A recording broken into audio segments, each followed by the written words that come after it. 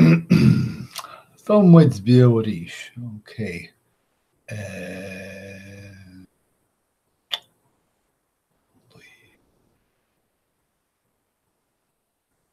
Fúlim tafa a chosú le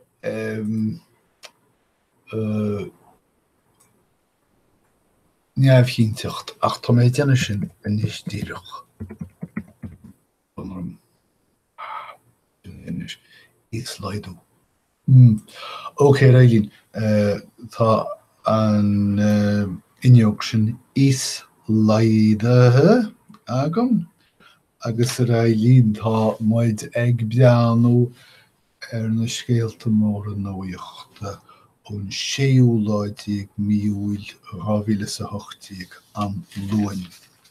Agus cé tá chun cín sanna pictiúrí or gar Donald ar nó.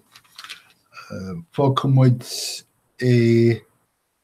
go ceannúméid agus leanna muid rá le scéal atá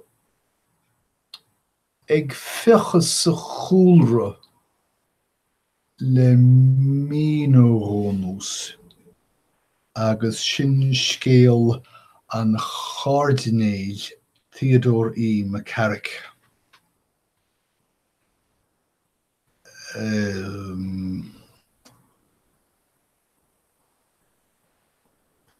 Sílim sé ba cháirdinéil é se 8 bliana d'aois agus ar nó bhád as FGB agus dar leis ní chaimhin leis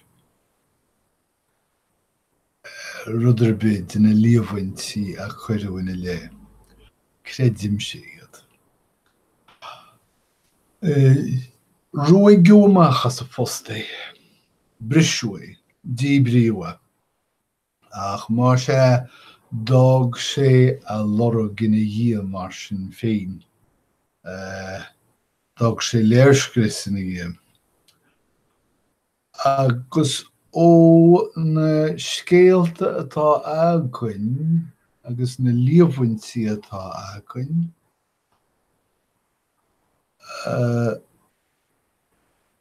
tá léargas againn inis leige is dócha roinnt daoine atá bun ardlathis na haglaise.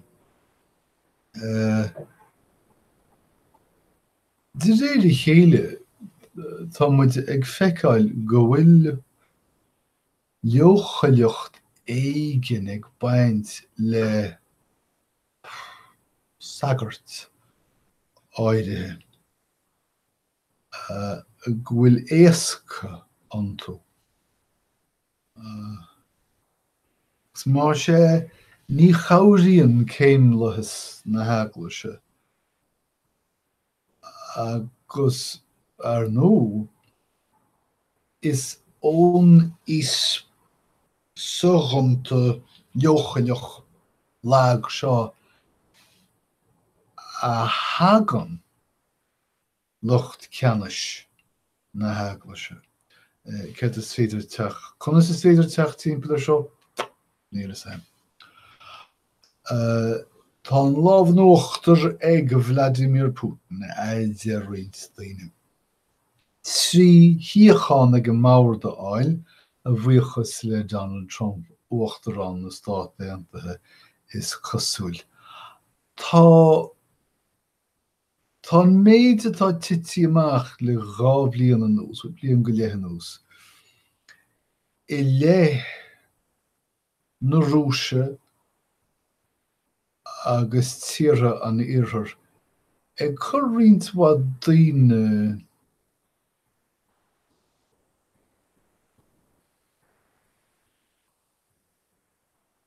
den túidin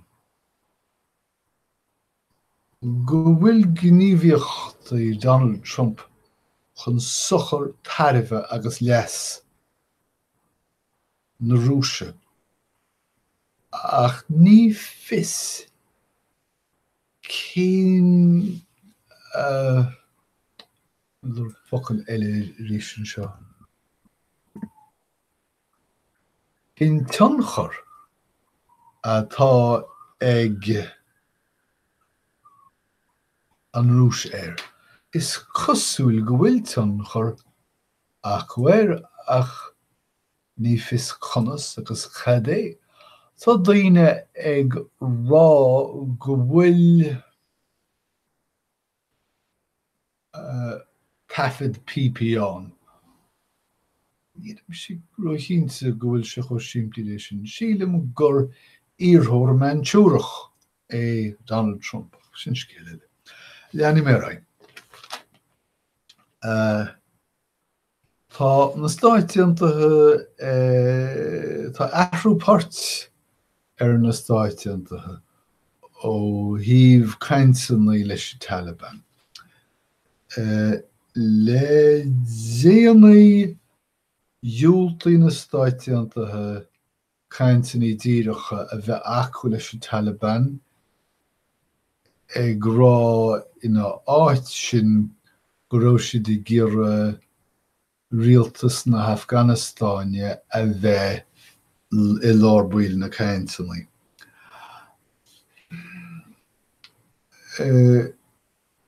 Ach is léir go bhfuil siad ag athrú bord. Tá siad ag lorug is cosúil cainsanna díreacha leis Taliban is. Scéal simúil agus ba bhfuilm níos móama a chaithimh á léamh sílim á riad nach bhfuil anseo ach suirt peibleocht nó tá isce faoi hála bheile. Ach chuir síos atá rúthar Israelach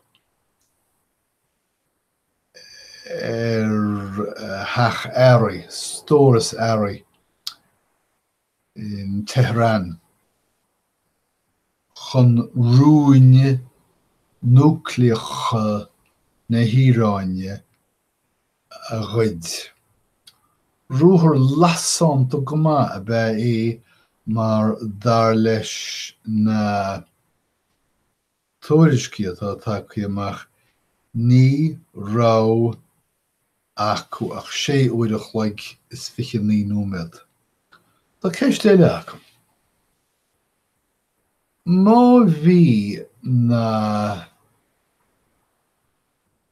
cápéisí seo chut táhachtach don Íráin. Cén fá gur fágú gan gharda iad feann na híche. Níl an scéal seo in iomlán againn. Agus gan é níl againn ach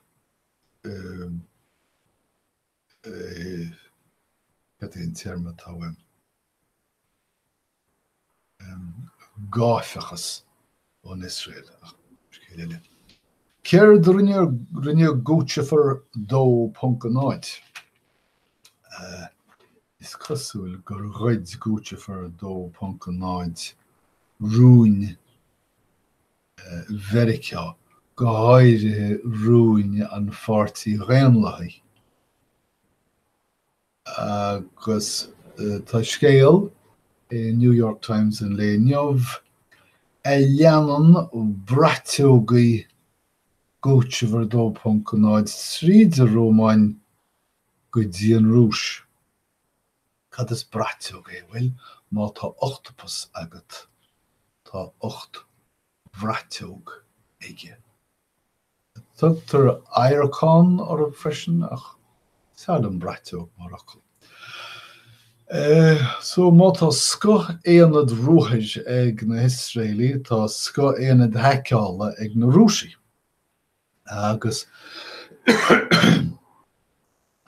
chuir síos is seo ar a gcaoi in nár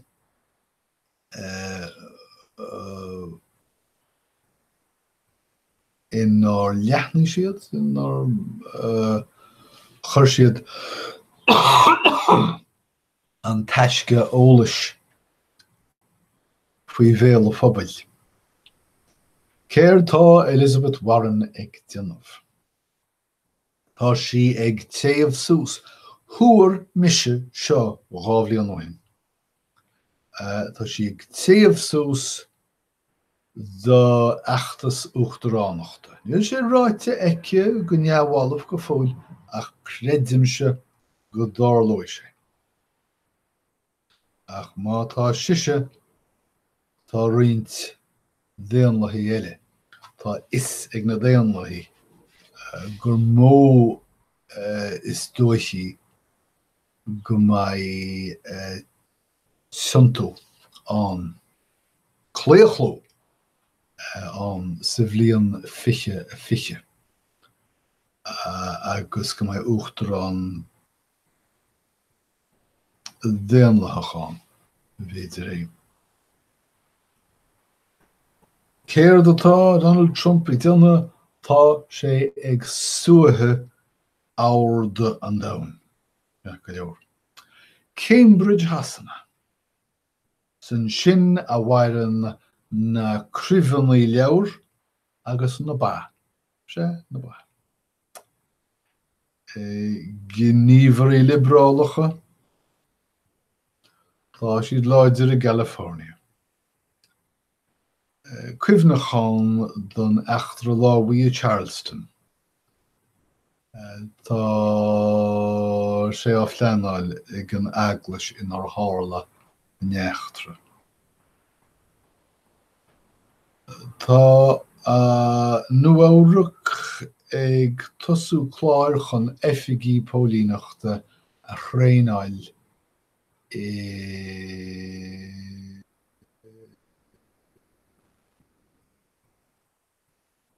chléantacht. Focad eile ach ghlacha mé chléantacht. Well, tá sa go domhan go raibh ceirtar cearda mnéachar.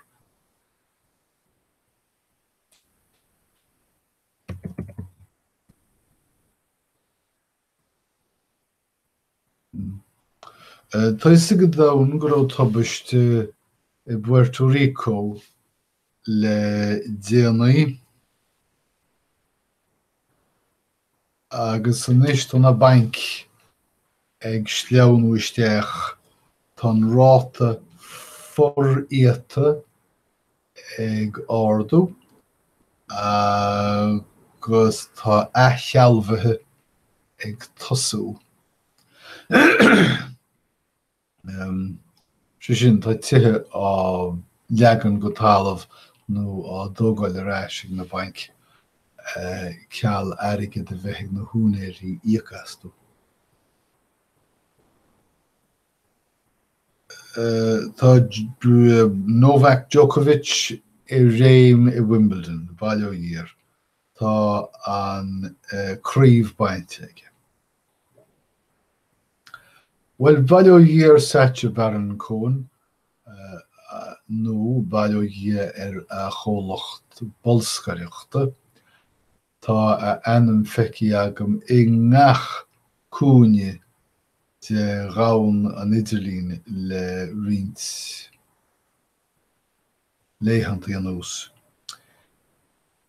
Is bábaire é saite Baron Cohen, clasí. A bhfuilinn bobbanaí roiine mór le rá. Sí séir Palin an duine buchlóití a bhfuil sé bobbí sé le déanaí ní léon rud eile le rátha chun faoi sin agus mar sin fágtí mé cuasaí mar atá agus tá súil agam go bhfeiceam muid a chéile arís sar a bhád idir an dálín Gim ra dé oribh go léir. Tógí go bogé.